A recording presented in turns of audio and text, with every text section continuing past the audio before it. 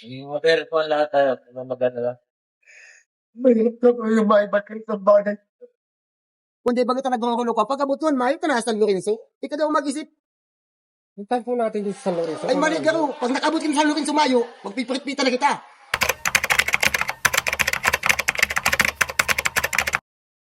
So yun na guys, good morning, good afternoon, and good evening po muli sa inyo lahat. Ito muli ang inyong lingkod Batang Elio, and andito tayo muli. Another day, another vlog po tayo, and ang pag-uusapan po natin ngayon guys, at bibigyan ng reaction ay walang iba kundi tungkol po kay Kalingap Edo po at sa mga ibang beneficiaries po niya Dahil sa live ni Kalingap Edo po kagabi, ay meron po siyang pakiusap sa mga bashers, and mamaya pag-uusapan po natin yan, and meron din po siyang pakiusap sa kanyang mga tinutulungan. Mamaya malalaman po natin lahat yan guys, kaya huwag po kayong aalis at tuloy-tuloy po natin hanggang dulo ng video na ito. Sundan niyo po ako, and bago tayo tumuloy, syempre huwag natin kalimutang suportahan palagi ang buong Team Kalingap sa pangunguna po yan ni Kuya Val Santos Matubang, Ate Edna Vlogs, and Kalingap Rab.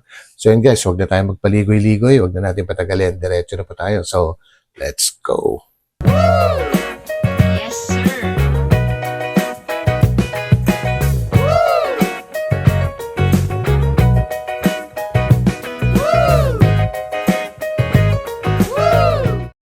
Yes, tama si Ma'am Hagler Pacolados. Wag mag-comment ng hindi maganda. Bata pa yun si Hanalyn. Yes po. Kahit tayo nung kabataan po natin guys, may mga bagay na nagawa natin yung ganyang bagay. So, hindi tayo, so minsan, guilty tayo, no? Gumawa ng kalokohan. Minsan, di lang nalalaman ng magulang. Minsan, nalalaman. So, guys, wag na lang natin yun. So yun guys, at ito yung pinag-uusapan sinasabi ni Kalingap Edo ay tungkol po dito kay Hanilyn po dahil kamakailan lang ay nagkaroon po ng problema at yun nga, napagsabihan yata ng tatay kasi may nalaman siya. Merong sinabi si Hana sa tatay nila at ito nga at binigyan na, kumbaga pinag-istriktuhan itong si Hanilyn, kaya ganito ang nangyari. So, sundan po natin yung sinasabi ni Kalingap Edo guys para mas maintindihan po natin. Kasi may mga times din na gumawa tayo ng hindi maganda, no? Kasi yung iba parang perfecto Ang lakas makakomento kala may walang nagagawang mali. Bata pa. Yun yung mga yung mga ganong tao ay kumbaga hindi tinitingnan ang sarili. Kumbaga ang tingin nila ay puro sa iba lang. Pero sarili nila, hindi nila nakikita. Yun po ibig sabihin nun, yung mga ganong klaseng tao guys. Hindi marunong manalamin sa sarili. Guys, huwag nating pagkaisahan masama. Lalo lang sasama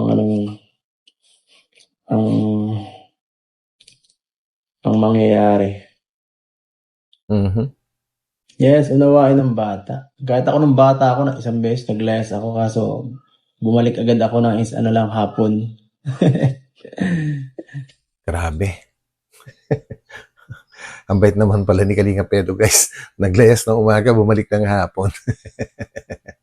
Parang ako din dati.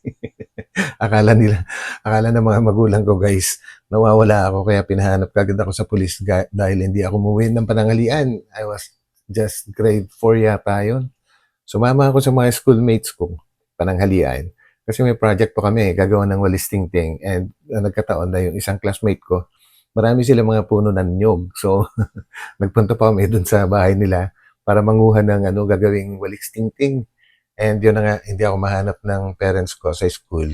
Kaya pinahanap po kaagad ako sa pulis. Which is, hindi ko naman po sinasadya yan. Hindi ko alam na mali. Kumbaga, inosente pa yung pag-iisip natin. Akala ko okay lang. So, may mga ganung bagay po Tampuhan lang yun. Oo. Pag bata guys, maramdamin ng bata. Normal lang yan. Lalo na't babae. Well, totoo po yan na maramdamin ang mga bata po pero mas maramdamin po ang mga may edad na. Well, comment nyo lang po kung totoo ba o hindi sa mga kapwa ko dyan na may edad na mas nagiging sensitive na po ang mga nagkakaedad. kaysa sa mga bata. Kung pagkukumparahin po yung level, pareho lang naman matampuhin ang lahat. May kanya-kanyang ano yan. Pero yung level po, mas matampuhin po talaga ang nagkakaedad na. Yes po, kasi wala rin naman kasing nanay. So maintindihan natin minsan na hindi. Minsan walang tagapamagitan no. Pag galit yung tatay, walang susuporta sa nanay. Ay na nanay sa kanya na nagsasabi na, "Oh, anak, wag mo nang anuhin si papa mo, ganyan." Si Hana naman, siyempre takot din. Ano magagawa ni Hana, di ba?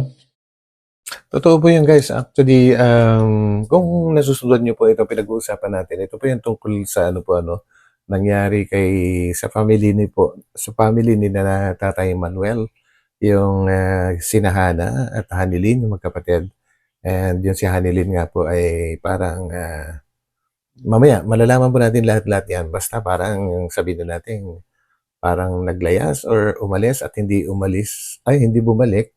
Hinanap po siya ng tatay niya kaagad-agad, kinagabihan dahil nag-worry na kaagad ang tatay niya dahil hindi umuwi sa tamang oras. May pattern po kasi yan, alam ng tatay kung kailan umuwi yung mga anak, no? May mga oras po yan. At malalaman po natin lahat-lahat yan, ang buong kwento bago po natin husgahan or mag-comment. Mas maganda po yung malaman natin yung buong kwento.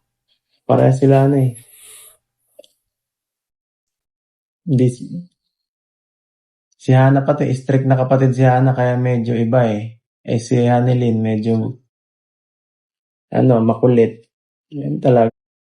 So yan guys, no, at nabanggit nga ni Kalingap Edu na si Hana ay stricto daw. Well, talagang normal po yan na mangyayari sa isang family po na nawalan na po ng nanay.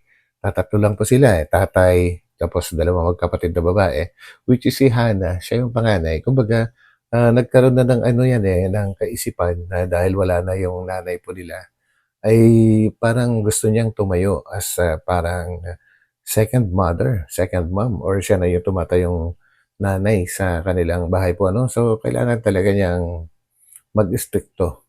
So, may mga ganun. Ewan ko kung may mga alam din po kayo mga pangyayaring ganun na ibang family. Pero ganun po ang aking pagkakaalam laging panganay ay tumatayong pangalawang nanay po yan. Lalong-lalo na po at wala na yung kanilang nanay. Di po ba? Nangyayari. Oo, ma-birthday na ako. Ang daming problema pambihira yan. Grabe. Pambihira, guys. Ma-birthday na ako. Ang dami pang problema. Sana pagpahingay naman ako ng mga basher, Pagpahingay niyo naman ako mga basher kahit hanggang birthday ko lang.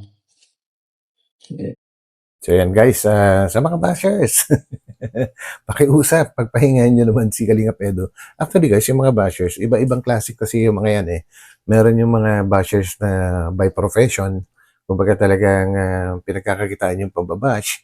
Meron din namang parang nahawaan lang.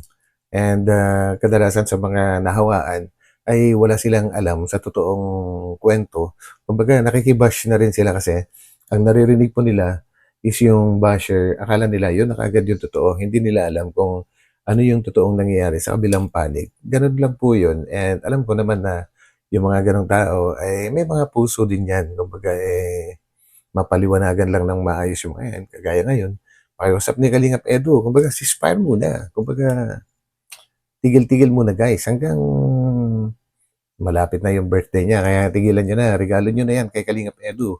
Para pagdating ng panahon pagkatapos na yung na-lift na yung ceasefire, kayo na bahala ulit. Ilang araw lang yan. Bigyan nyo kahit 1 month na pahinga sa pambabash nyo. Ayan, 1 month. At sa mga tinutulungan ko, kahit ilang buwan lang na mas maayos-ayos. So yun guys, regarding naman po sa mga tinutulungan ni Kalingap Edu, kasi parang nagsusunod-sunod kamakailan lang kasi yung, alam nyo naman yan, nangyari kay Tinay and then ngayon kay Hanilin. So, kumbaga si Kalingap Edu, wala namang ginusto yan, kundi tumulong lang po, kumbaga nagsasakripisyo. Although pinagkakakitaan din naman niya yung pagbablog, pero mahirap pong gawin yan, yung ubusin mo yung oras mo sa kagaya ng ginagawa niya na sistema ng pagtulong. So yun guys, so sana ay marinig ng mga tinutulungan din niya kasi hindi rin basta-basta yung ginagawa ni Kalinga Pedro guys. So dito malalaman po natin ang buong kwento. So samahan po niya ako guys. Ano nga, problema? Bakit ka nandito? Si Bones po, hindi pa umuwi. Bakit? Kagabi pa po hinahanap, kagabi ni Papa. Hindi po siya umuwi. Yung tinawagan ko yung kaibigan niya, nandun daw po dun sa kaibigan. Tapos ang sabi daw po, nagpaalam daw po siya kay Papa na mapunta siya dun. Pero hindi po siya nagpaalam. Kaya po yung sabi ng nanay. Tapos nung susunduin po ng gabi, hindi man po makuha yung bahay nung kaibigan niya. Kaya ngayon lang daw pong umaga. Tapos ngayon umaga hindi pa umuwi. So yun yung isang, ano pa guys, no? Kasi itong si Hanilin, naglayas dahil napagalitan niya yata. And tumungo siya sa isang kaibigan guys na yung sinabi ni Hanilin sa kaibigan niya ay nagpaalam daw sa tatay niya na ganun. Which is hindi naman pala totoo na nagpaalam. And one more thing, gabing-gabi na nung pumunta si Tatay Manuel doon, mga alas 9 yata ng gabi po, hinanap niya yung kaibigan nga ni Hanilin kung saan nakatira. And hindi nga po niya mahanap kasi hindi pala kilala or hindi well known or hindi taga doon talaga, hindi totoong taga doon yung kaibigan ni Hanilin na yun. So yun guys, syempre kung ikaw ay isang magulang, talagang mawiwindang siguro yung isip mo, lalo-lalo na babae, yung anak mo po, ano. So tuloy natin. Sigurado kung wala doon sa inyong lugar, sa tita mo, doon sa lugar na yun. Wala pa po kasi kung nandun po, nagsabi na po yung kay Papa. Baka tinataguan, hindi kaya tinataguan lang kayo ng or something. Ilang araw na? Dalawa? Kagabi po. Ilang bakit, nangyari? Bakit nagalis? Bakit hindi na siya Baka po, napagsabihan daw po ni Papa nung umaga. Tapos nung gabi, umuwi na, di na nag-uwi? Hindi po nag-uwi. Actually guys, itong nangyari na ito sa family ni Tatay Manuel, maganda po itong maganda pong mapanood ng mga ibang magulang at mga anak din. Kasi may kapupulutan po ng aral dito. Magandang aral po kapupulutan dito guys. Kasi yun na nga, huwag masyadong maging sensitive yung mga anak kapag ka napagsasabihan or napapagalitan ng magulang unang-una sa sitwasyon po ni na Tatay Manuel po na mag-isa na lang po siya na magulang kapag wala na siyang asawa. And hindi rin ganun kaganda yung sitwasyon sa buhay nila. Kumbaga mahirap lang din naman po sila. So pagod na pagod po yan palagi sa paghahanap buhay, sa pagbubungkal ng lupa, sa pagtatanim. And minsan nangingisda, naghahanap ng makakain po nila. Dahil sabihin naman po natin na may mga sponsors tumutulong. Hindi naman po lahat-lahat ay kailangan pa rin po nilang kumilos sa kanilang sariling mga basic needs, kumbaga, yung pang-araw-araw, yung mga ganyan na pangangailangan. Laging pong pagod yan and pilay pa yung tatay po nila. So, minsan siguro, wala rin sa kondisyon, kaya talagang gano'n ang mangyayari. Hindi po talaga may iwasan yan guys, kahit sa pamilya po siguro, kahit siguro sa mga nakakaluwag-luwag, talagang mangyayari pa rin yan na mapapagalitan nila yung kanilang anak. Lalong-lalo na kung may dahilan. Ito guys, alamin po natin kung ano yung dahilan. Pagsabihan tungkol sa Po, kasi nung Lunes po kasi sinabi ko kay Papa na hindi pa po yung sumasakay ng tricycle. Kahit may tricycle na nandun po sa gilid nakatambay, nag-cellphone. Tapos umuwi po masyado ng late, mag-aalas 8 na po. So yun guys, yun na kayo. Actually, parang nabanggit ko na kanina na kasi yung tatay nila, may pattern na po kasi yung oras ng pag-uwi po nila. So alam niya, kapag late na, ay mag-worry na yan. And ito nga, nalaman natin na pinapasakay pala siya sa tricycle sa pag-uwi. Hindi sumasakay, mga tambay lang doon. And yun nga, late na. kapag umuwi. Siguro nga may dahilan kung bakit gano'n ang ginagawa ni Hanilin. Alamin po natin. Parang hindi nagpasok, ganun. At saka, may hinigpitan din po yun ni Papa kasi nung last week, nung ngayong January lang po, nalaman din po ni Papa may boyfriend yun. Yan. Yan siguro yung yan siguro yung pinaka main reason kung bakit pinag-istriktuhan siya ni Tatay Manuel po, dahil nalaman nga po na may boyfriend na pala itong si Hanilin. Siyempre, bata pa yun, guys, and sabi, actually, hindi ito pambabash or what, pero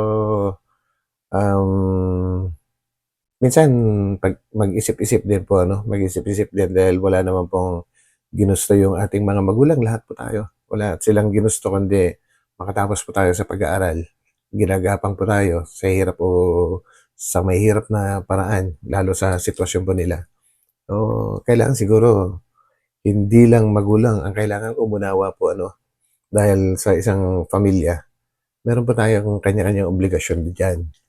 Yung ama, ang obligasyon para palakihin ng maayos yung kanilang anak po, at masunod yung kanilang mga pangarap, makapagtapos sa pag-aaral. Ginagapang po nila yan, guys. Hindi po madali magpaaral. So, yun po ang obligasyon ng mga magulang. At marami pang iba. Yes, syempre, yung mga iba, mga basic na yon. And obligasyon naman po natin ng mga anak, lalong-lalo na mga bata pa, ay kailangan lang naman, pinaka-basic lang, pinaka-basic na obligasyon po natin ay sundin yung mga sinasabi ng ating mga magulang dahil wala naman po siguro magulang na gusto na tayo ay mapariwara po, Yan lang, sundin lang po natin dahil gusto po nila na maging mas maayos po tayo. At saka mga magulang, gusto po nila na hindi natin maranasan hanggat maaari yung hirap na naranasan po nila. Hindi ko po nila lahat kasi marami pong mayaman Pero tayo po na medyo nasa mas mababang level, wala pong magulang na gusto na maranasan din po natin. Kaya, actually, pagbata kasi, hindi pa niya gaanong maunawaan yan Kaya lang, ay itong si tatay kasi, palibasa, lalaki siya, Si Tatay Manuel, lalaki.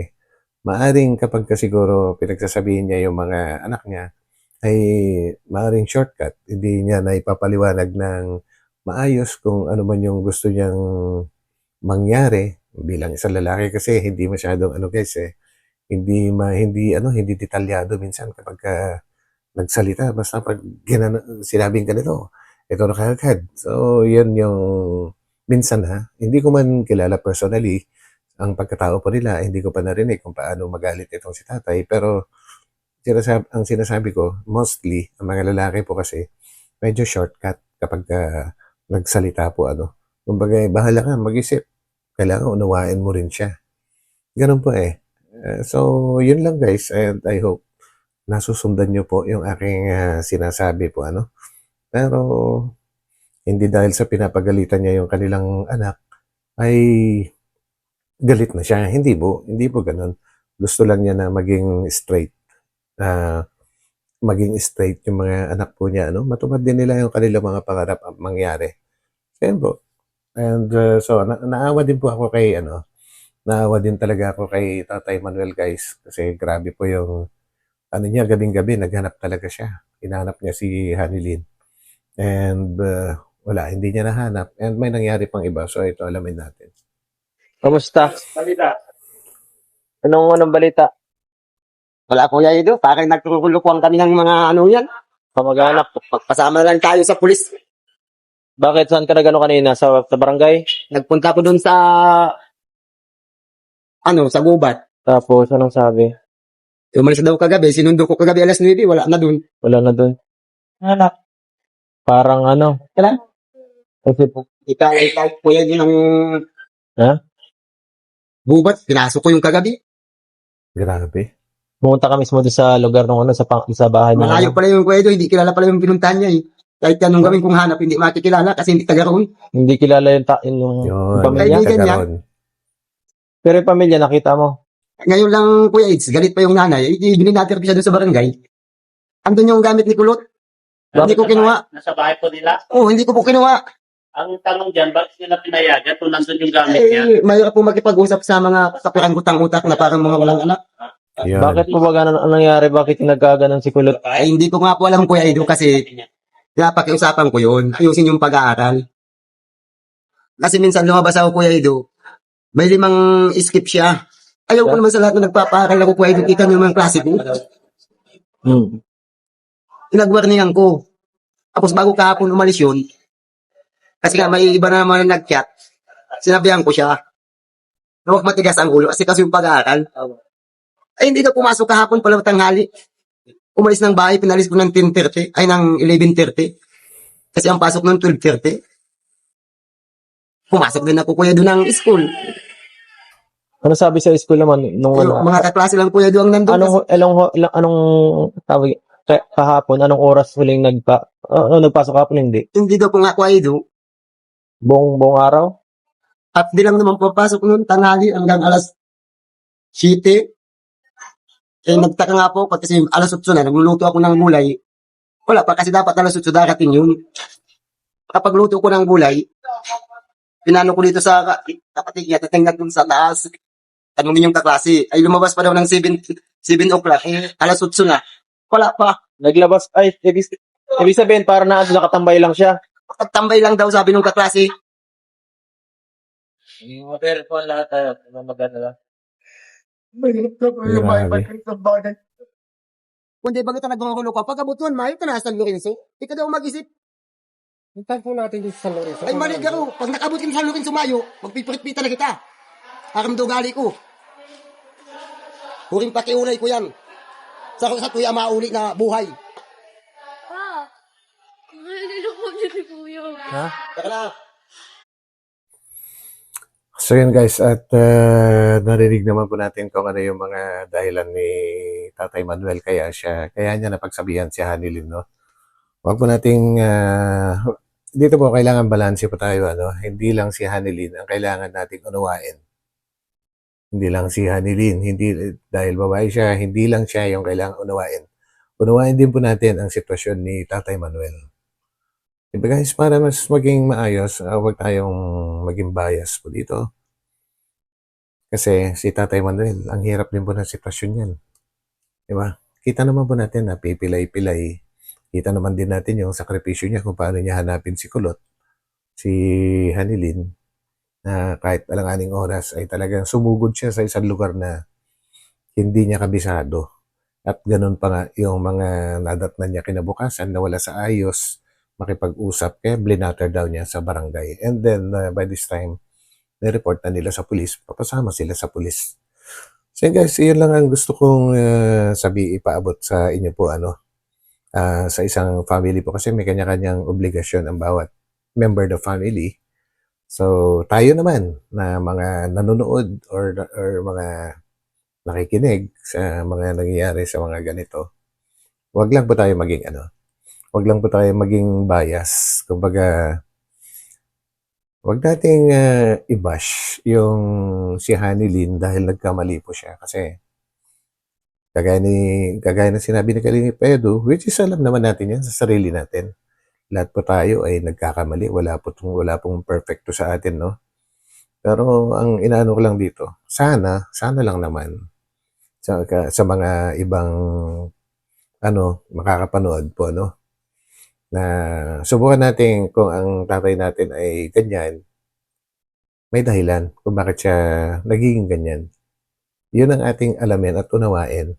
Ngayon, yung magulang naman, syempre, minsan pabugso-bugso pagka nagalit. Kailangan i-consider din natin na kahit bata pa yan, nasasaktan din. Pero wag naman sana umabot sa point na kapag napagalitan, no? Wag naman sanang paabutin sa point na kailangan lumayas. Kasi lalong-lalo na pagka babae, kasi grabe po yung grabe po yung pag-worry ng mga magulang diyan. Maniwala man po kayo, hindi. Talagang walang magulang na gustong mapariwara yung kanilang mga anak po, So yun lang guys. So no bashing, and naunawaan po natin may mga kanya-kanyang pagkakamali ang bawat isa, which is hindi naman po yan ang dulo ng mundo, kumbaga hindi rin ito yung magiging katapusan. Maayos at maayos din ito. So, suportahan lang po natin si Kalingap Edu at yung mga pinag-uusapan natin dito, guys. Unawain po natin.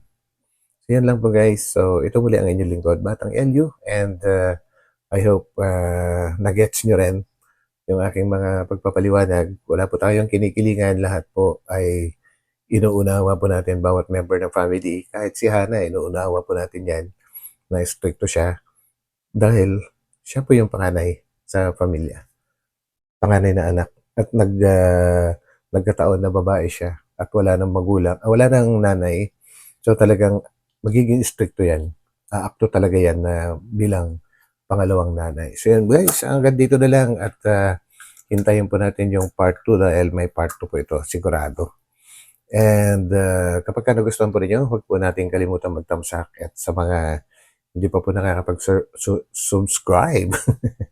Mali ba? Nabubulol na naman ako.